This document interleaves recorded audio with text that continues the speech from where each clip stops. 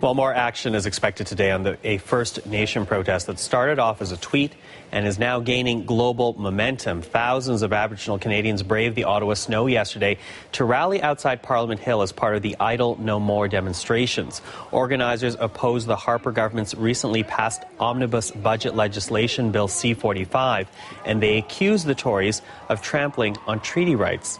Well, our next guest has been on both sides of the First Nations conversation with the government. She is a lawyer who formerly worked at Indian and Northern Affairs Canada as well as Justice Canada.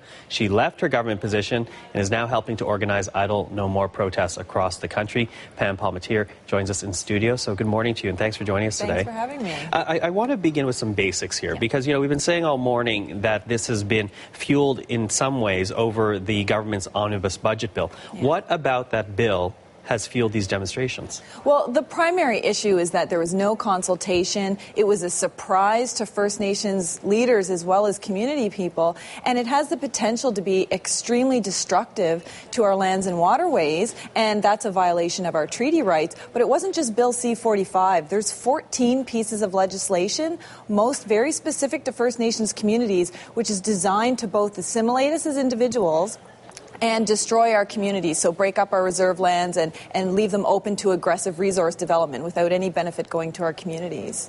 Now, I know one of the demands of the Idle No More movement is to have a direct conversation with the Prime Minister. But last we heard government sources tell us, well, listen, the government's already engaged on several levels with Aboriginal groups. What's your response to that?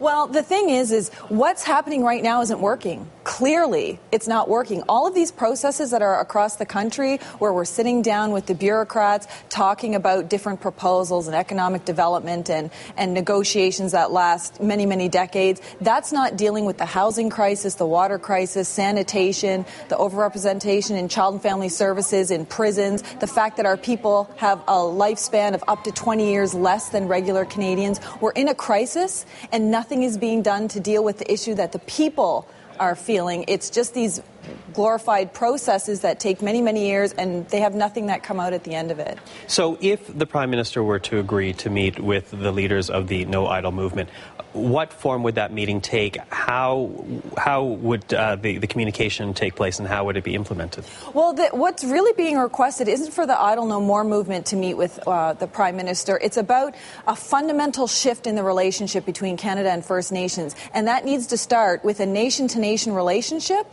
That's the Prime Minister, the Governor-General, representatives of the provinces, and the treaty representatives, all of the First Nations leaders across the country. That's what Chief Teresa Spence is asking for. That's what we're talking about. No more bureaucrat-to-bureaucrat meetings, and certainly no national organization-to-bureaucrat meetings. We're talking about nation-to-nation, and that's the only thing that's going to bring about a fundamental shift, something that's on an equal playing field. You mentioned Teresa Spence there, the chief from Attawapiskat. She is staging a hunger strike, day 12 of the hunger strike. I want to ask, how is she doing? She's got very high spirits. She's very prepared. Her and her family are prepared for what could potentially come, but she is getting weaker every day. It is day 12. And if you think about what's happening with her hunger strike represents what's happening to First Nations across this country. Every day that Chief Teresa Spence doesn't eat, she's slowly dying. Well, that's what's happening to First Nations who are purposefully and chronically underfunded for things like water and food that other Canadians don't even have to worry about.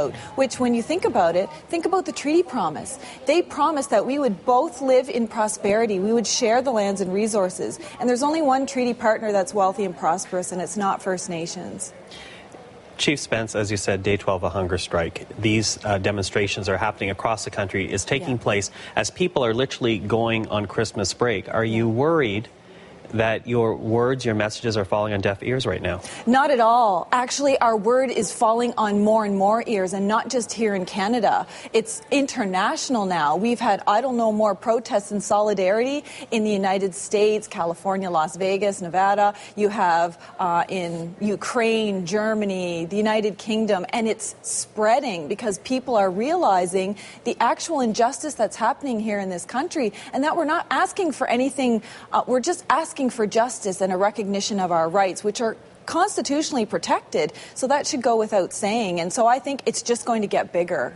And going bigger, we were talking just before break, you say this is going to continue Oh, yeah. over the Christmas break and over the holidays. Oh, it definitely is. This isn't going to stop anytime soon. We had this plan from the very beginning that it would start out with information sessions to empower both First Nations people and Canadians to know what's going on. And it would ramp up to marches, rallies, protests. Now you see blockades.